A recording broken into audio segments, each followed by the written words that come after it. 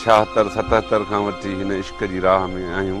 हिन इश्क जा संदरा कुल्हनि ते रखिया आहिनि। मां सम्झां थो असां सिंधी माण्हुनि जो अख़्तियार न आहे पंहिंजे धरती ते। असां कंहिंजा एजेंट न आहियूं, असां सिंध जा एजेंट आहियूं। तारीख़ जो हिकिड़ो तसलसल आहियूं। जेको माण्हू सच चवे थो सो ई माण्हू लख लहे थो। मुंहिंजो हिकिड़ो माण्हू हूंदो लख जे बराबरि हूंदो, लख जे बराबरि हूंदो।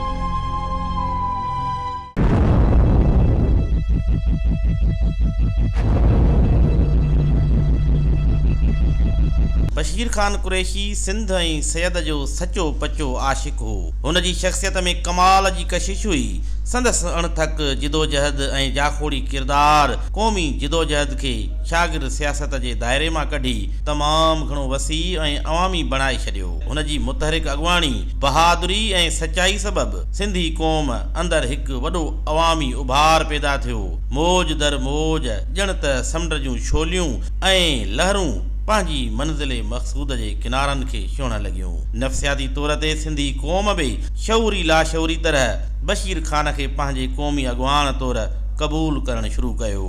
मोट में हिकु तारीख़ी अॻुवाण वांगुरु हुन बि पंहिंजी क़ौम जे इज्तिमाई शऊर ऐं ताक़त ते एतमाद करणु शुरू कयो ऐं अवामी वाट अख़्तियार कंदे ॻोठनि, राजनि, ज़ातियुनि, कबीलनि में क़ौमी ॿधी ऐं एको पैदा करण लाइ झर झंग, वाहण वस्ती, कचे पके शहर तोड़े बहराड़ियुनि में काहे पियो। शागिर्द सियासत जा तमामु घणा कचा पका उबता सुबता तजुर्बा कंदे हाणे ही बहादुर शागिर्द अॻुवाण बदिलजी हिकु शानदार शख़्सियत ऐं तमामु घणियुनि खूबियुनि वारो क़ौमी अॻुवाण थी उभरियो, जंहिंमें वक़्त जे तजुर्बनि, अभरे सबरे मुताले ऐं तमामु घणे वसी मुशाहिदे ऐं साईं जीएम सैयद जी मोहबत ऐं एतमाद तमामु घणा रंग भरे छॾिया हुआ। वॾ माण्हुपाई, न्याज़ ऐं निवड़त, दरगुज़री, निमाणाई ऐं मोहबत, सम्झ ऐं शऊर सिंध में हिन खे बिन्ह हिकु निराले ऐं नुमाया शख़्सियत में तब्दील करे छॾियो। हिन में जिदोजहद ऐं जाखोड़, तोड़े तहरुक ऐं राब्ते जी बेपनाह सलाहियत मौजूदु हुई। सिंध जा मासूम ॿारड़ा बि हिन सां ॿुढड़नि ऐं बुज़ुर्गनि वांगुरु इश्क करणु लॻा हुआ। नौजवान त हिन जा अॻ में ई परवाना हुआ। सॼी सिंध जूं माइरूं ऐं भेनरूं, न्याणियूं सियाणियूं हिन लाइ दुआगो रहंदियूं हुयूं। बशीर ख़ान हिकु बाकिरदार शुनास वारो गैरतमंद फर्ज़ंदे सिंध हो। वॾे वड़ वारो मानाइतो इंसान हो। राजनि भागनि में, ख़ुशियुनि तोड़े गमियुनि में हर हंधि पहुचण बि हिन जो कमाल हो। हुन जे पहुचण जे इंतज़ार में घोटनि जा निकाह देर थी वेंदा हुआ। माण्हू इंतज़ार कंदा हुआ त बशीर ख़ान पहुचे त पोइ पंहिंजनि अज़ीज़नि ऐं प्यारनि जो मढ़ दफ़नाईंदासीं। आम तोड़े ख़ासि सभु माण्हू हिन खे तमामु घणो मान ॾींदा हुआ। हुन जे मेड़ मिंथ काफ़िलनि सां हज़ारे माण्हू गॾिजी हलंदा हुआ ऐं सवें राजनि, कबीलनि ऐं बिरादरियुनि जा खूनी तकरार निबेरजी वेंदा हुआ। हुन पंहिंजे निजी ऐं ज़ाती ज़िंदगीअ खे इज्तिमाई क़ौमी शऊर ऐं मफ़ादनि तां क़ुर्बान करे छॾियो हो। खरखरणा आहे सुख न सता कॾहिं, ओसियड़ो आहे खाहोड़नि खे पंथ जो, वारे रेत जो बशीर ख़ान जीअरो जागंदो मिसाल हो। सिंध जे हवाले सां जेकॾहिं क़ौमी ऐं जमहूरी जिदोजहद जो तहक़ीक़ी ऐं तनक़ीदी जाइज़ो वठिजे त उहा हिकु नई तारीख़ बणिजी सघे थी। क़ौमी ऐं जमहूरी तहरीक जी ॼमार लॻभॻि हिकु जेतिरी आहे। ॿई तहरीकूं वन यूनिट वारे पस मंज़र खां बाद में उभरंदी नज़र अचनि थियूं, जंहिंमें सिंध जे अदीबनि, शाइरनि, शागिर्दनि जो किरदारु ऐं आवाज़ नुमाया आहे। शेख अयाज़ जे गीतनि जी गूंजार बि अवाम ताईं पहुचण लॻी हुई। 23 मार्च 1972 ईस्वी जी हिकु तारीख़ी शाम में साईं जीएम सैयद पंहिंजो नज़रियाती प्रोग्राम वाज़े नमूने तौर पेश कयो हो। उन खां अॻु 1967 ईस्वी में भुट्टो साहब पाकिस्तान पीपुल्स पार्टी जो बुनियादु रखी चुको हो, पर अॼु ताईं तक़रीबन 50 सालनि जे गुज़रण खां पोइ बि ही ॿई तहरीकूं पंहिंजी पंहिंजी मंज़िल यानी आजपो ऐं जमहूरियत न माणे सघियूं आहिनि। इहो ख़ुदि हिकु तहक़ीक़ तलब सवाल आहे। तमामु घणनि सबबनि मां हिकु बुनियादी ऐं मुख्य सबबु ॿिन्ही तहरीकुनि जो ज़रई समाज जे पस मंज़र मां उभरणु ऐं उसरणु आहे। ज़रई समाज वारे सियासी, समाजी, मुआशी तोड़े नफ़्सियाती तानी पेटे माहौल ऐं पस मंज़र सबबु तहरीकुनि ऐं तनज़ीमुनि जो दारो मदार किन बि वॾियुनि ऐं करिश्माती शख़्सियतुनि ते मदार रखंदड़ थिए थो। बाक़ी अवाम ऐं कारकुन हिकु अंबोह ऐं लश्कर तौरु पंहिंजे जज़्बे ऐं सचाई जे ज़ोर ते घणियुनि ॻाल्हियुनि खां बेख़बर पंहिंजूं वफ़ादारियूं निभाईंदा रहनि था।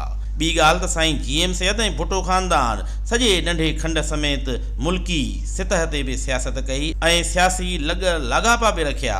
आख़िर में क़ौमी तहरीक अंदरि मुल्की सतह ते सियासत खां किनारा कशी ऐं लातालकी अख़्तियार कई वई। हीउ बि हिकु अहम नुक़्तो आहे जंहिं ते खुलियल दिलि ऐं दिमाग़ सां बहस मुबाहिसे ऐं जाइज़े जी ज़रूरत आहे।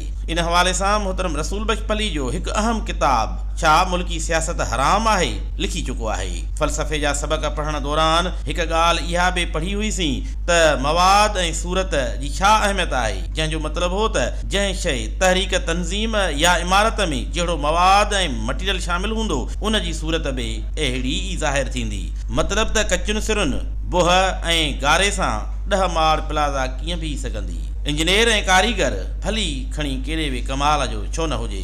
इन हवाले सां असांजी क़ौमी तहरीक जो नज़रियाती ऐं फ़िक्री मुतालबो ऐं आदर्श तोड़े मयार तमामु घणो बुलंद आहे, पर असांजो सियासी ऐं तनज़ीमी मयार उन जी सतह खां तमामु घणो हेठि ऐं कमज़ोर आहे। किन हालतुनि में उन जे उबतड़ आहे। स्किल मैचिंग टास्क वारे उसूल मूजिबि घुर्बल मक़सद ऐं मुतालबे सां तनज़ीम ऐं हिकमत मेल नथी खाए। साॻियो हाल पीपुल्स पार्टी जो आहे। जमहूरियत जहिड़े वॾे इनक़लाबी नज़रिए सां जंहिं लाइ इंसानी तारीख़ वॾियुनि जिदोजहदुनि ऐं क़ुर्बानीनि सां भरी पई आहे ऐं हिकु फ़र्द हिकु वोट जो हक़ हासिलु करणु इंसानी सियासी तारीख़ जी वॾी हासिलात आहे। उन जमहूरी फ़िक्र प्रोग्राम ऐं शऊर सां ख़ुदि पीपुल्स पार्टी वाइदा वफ़ा न करे सघी आहे। जमहूरियत जी नज़रियाती तशरीह तोड़े उन जी अमली सूरत ऐं लाॻापे ताईं पंहिंजी इक़्तिदारी मफ़ादनि ऐं मसलतुनि लाइ वॾियूं सौदेबाज़ियूं करे अवाम जी जमहूरी तरबियत ऐं तनज़ीम करण बदिरां अवाम खे हिकु अंबोह लश्कर ऐं रिढुनि ॿकरियुनि वारो धण बणाए पंहिंजो पाण तोड़े जमहूरियत खे कमज़ोर करे पंहिंजी ताक़त विञाए वेठी आहे। मिक़दारी तरह वसी तर अवाम जी क़ुर्बानीनि वफ़ादारियुनि ऐं उन्हनि जे अवामी मफ़ादनि जी सूरत बिगाड़े ऐं बदिराए छॾी आहे।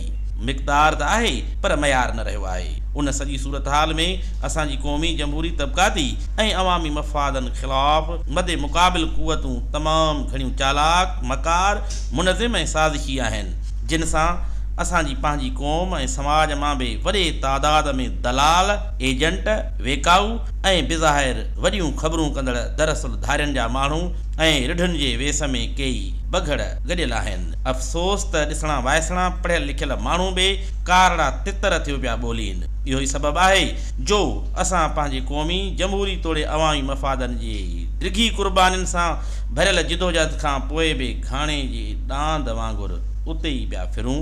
उन जे उबतड़ असांजूं मुख़ालिफ़ क़ुवतूं जिन मां हिकिड़ा पहिरीं ऐं ॿी आलमी जंग दौरान तजुर्बो ऐं इल्मु हासिलु करे असां ते क़ाबिज़ थिया वेठा आहिनि। ॿिया वरी असांजा उर्दू दान भाइर सॼे बरे सगीर ते लॻभॻि 800 सालनि जी काहुनि फ़तहुनि कब्ज़े क़त्ल आम ऐं हुकूमत साज़ी बरतानवी राज सां साज़ बाज़ चापलूसी डिप्लोमेसी तकरीर तहरीर ऐं फितनेबाज़ी जो फ़न रखंदड़ आधा तुम्हारा आधा हमारा खां घटि कंहिं बि ॻाल्हि ते राज़ी थियण लाइ तयारु न आहिनि। टियां वरी जॾहिं तॾहिं सिंधड़ी तोखे कंधारा जोखो वारी ॻाल्हि मूजिबि खरकार पठान अफ़गानी लुटेरा ऐं कातिल सदियुनि खां सिंध वतन खे ताराज कंदड़ लश्कर अॼु बि सॼी सिंध खे तकियूं वेठा आहिनि।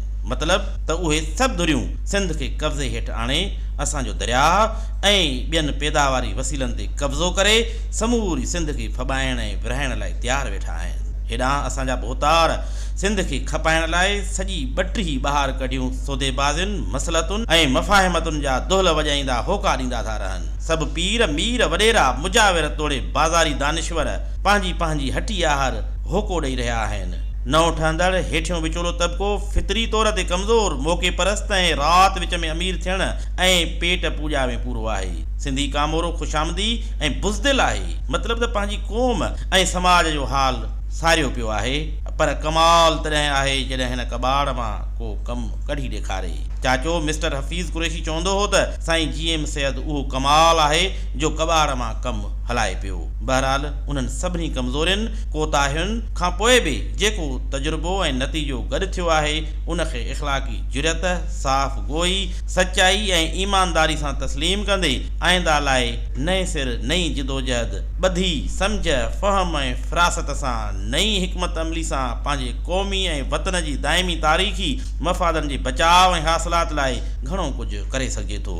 बशीर ख़ान कुरैशी जहिड़नि अज़ीम अॻवाननि ऐं किरदारनि जो ख़ाल हाणे का बि शख़्सियत न पर तनज़ीम ऐं पार्टी भरे सघे थी, बल्कि माज़ी में असांजी समूरियुनि अहिड़ियुनि हस्तियुनि ऐं शख़्सियतुनि जो ख़ाल हाणे शख़्सियत परस्ती बजाए आलमी सतह जो तारीख़ी, सियासी शऊर, अदबी ऐं साइंसी शऊर ई भरे सघे थो। नवंबर 2009 ऐं 23 मार्च 2012 में बशीर ख़ान कुरैशी जेका क़ौमी लहर उभारी ऐं मोहतरमा बेनज़ीर भुट्टो जे बेदर्दी सां क़त्ल जेको ॿारनि ॿारियो ऐं मादरे वतन सिंध जे सचार फ़र्ज़ंदनि जेकी क़ुर्बानियूं ॾिनियूं उहा तारीख़ का घणी पुराणी बि कान्हे।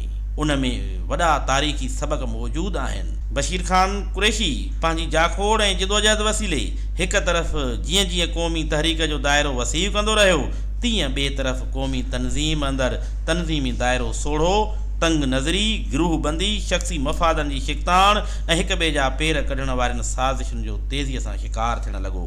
हिक तरफ़ दुश्मन ऐं मुख़ालिफ़ क़ुवतुनि तनज़ीम जे अंदरूनी कमज़ोरियुनि जो हाल ॾिसंदे ऐं ॿिए तरफ़ बशीर ख़ान जे ॾींहों ॾींहुं वधंदड़ क़ौमी अवामी मक़बूलियत ऐं अवामी शिरकत जे वसीअ इम्काननि खे ॾिसी उन्हनि ईंदड़ इम्कानी हालतुनि जो अॻुवाट तजियो करे हिन अज़ीम क़ौमी अॻवान सिंधी क़ौम ऐं ॿधी ऐं तहरीक पैदा कंदड़ तारीख़ी लीडर खे हिकदमि राह तां हटाइण जो फ़ैसिलो करे वरितो, जंहिंजो अंदाज़ो लॻाइण में असां सभु ऐं असांजी पार्टी नाकाम थी वियासीं, छाकाणि त हू वधीक चालाक, शातिर ऐं साज़िशी हुआ।